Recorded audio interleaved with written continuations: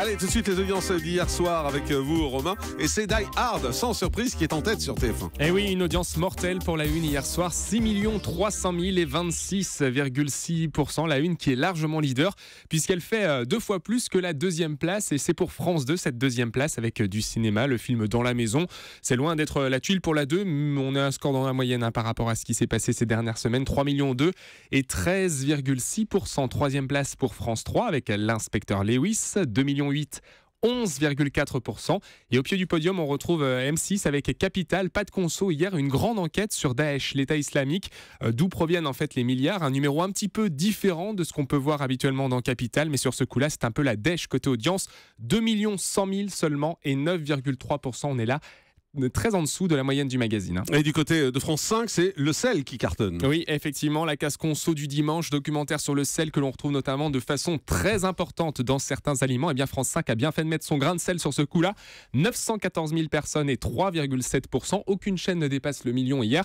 Et les autres chaînes, à part France 5, sont sous les 800 000. Et en deuxième partie de soirée, 2 200 000. Il y avait du monde devant Esprit criminel sur TF1 et 17,7%.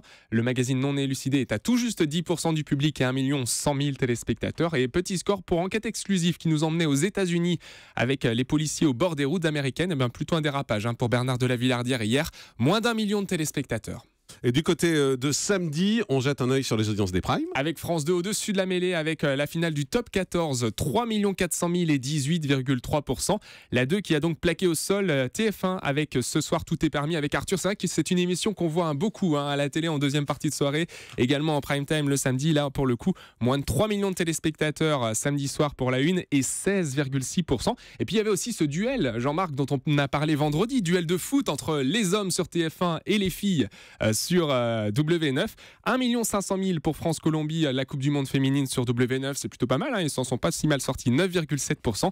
Et puis le match amical sur TF1 Albanie-France, ça fait 2 millions et 23% à 18h. Ouais, les Bleus qui ont perdu dans les deux cas d'ailleurs. C'est vraiment mauvaise journée pour les équipes de France. Vendredi. Eh bien vendredi, TF1 est en tête avec Koh-Lanta à presque 6 millions de téléspectateurs et 26,6%. Une belle scène de douche, c'est normal que ça marche bien. Oui, c'est pour ça. C'est parce que l'une des candidates sous la douche qui a râlé parce qu'on l'avait montré sous la douche et effectivement, c'est vrai que c'était un peu sexy, mais c'était bien. Oui, c'est ça. Ça a fait plaisir aux hommes qui étaient devant la télé. Voilà. France 2 deuxième avec 3 millions et 17,2%. TF1 qui fait tout pour garder toute la famille devant la télé. Il en faut pour les enfants, pour les femmes et pour les hommes. Merci beaucoup, Romain.